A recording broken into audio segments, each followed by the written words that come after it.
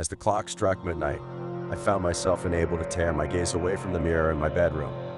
The reflection staring back at me looked like me, but there was something off about it. The eyes seemed darker, almost devoid of emotion, and the smile that played on the lips was twisted in a malevolent grin.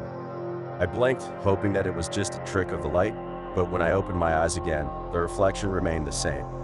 I felt a shiver run down my spine as I took a step back from the mirror. There was something sinister about the image staring back at me, something that made my skin crawl. I tried to shake off the feeling as I turned away and headed for bed, but I couldn't shake the image of that twisted reflection from my mind. That night, as I lay in bed, I couldn't shake the feeling that I was being watched. Every creak of the floorboards, every whisper of the wind outside, seemed to echo through my room like a sinister presence. I closed my eyes, willing myself to fall asleep and escape the unease that had settled in the pit of my stomach. But just as I felt myself drifting off, a movement caught my eye.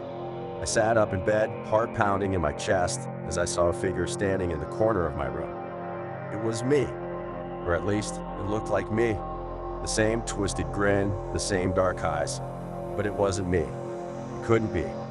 I gasped and scrambled for the light switch, but when I flicked it on, the figure was gone.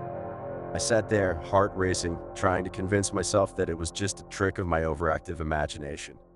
But deep down, I knew that something was wrong. Something was very wrong. In the days that followed, strange things began happening. I would catch glimpses of myself in the corner of my eye, only to turn and find nothing there. My friends started telling me that they had seen me in places I hadn't been, doing things I hadn't done. It was like I had a doppelganger, a sinister shadow that was haunting me at every turn. I tried to ignore it, to convince myself that it was all just a coincidence. But the unease that had settled in my gut refused to go away. And then, one night, as I stood in front of the mirror once again, that twisted reflection staring back at me, I knew that I couldn't ignore it any longer. I knew that I had to confront whatever it was that was lurking in the shadows, pretending to be me. So I made a plan. I would set up cameras in my room, hoping to catch a glimpse of the imposter in action. I would confront it, face to face, and put an end to whatever dark magic was at play. The night I set up the cameras, I felt a sense of unease settle over me. It was like the air itself was thick with malevolence, as if something was watching my every move.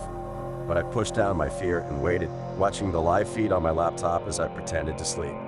And then, it happened. As the clock struck midnight, the figure appeared in the corner of the room, its twisted grin sending a chill down my spine. I watched in horror as it moved closer to the mirror, its hand reaching out to touch the glass.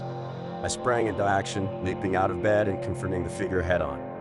But as I stood face to face with the twisted reflection, I realized the truth. It wasn't an imposter. It was me. Or, at least, it used to be me.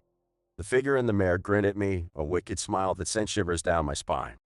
"You can't get rid of me," it whispered, its voice a twisted echo of my own. "I am you, and you are me. We are one and the same." I stumbled back, horror coursing through my veins as I realized the truth. The figure in the mirror was a manifestation of my darkest fears, my deepest insecurities. It was the part of me that I had tried to bury, the part that refused to stay hidden any longer. I watched in horror as the figure reached out of the mirror, its hand passing through the glass as if it were nothing but thin air. And then, with a flicker of movement, it was standing in the room with me, face to face, eye to eye. "You can't escape me," it whispered, its voice a sinister echo of my own. "I will always be here, lurking in the shadows, waiting for the moment when you least expect it." And with that, it vanished, leaving me standing there alone in the darkness. I knew then that I could never truly escape the twisted reflection in the mirror, the part of me that was not myself but someone else entirely. And as I stared at my own reflection, the fear that gripped my heart refused to let go, knowing that the darkness within me could never truly be banished.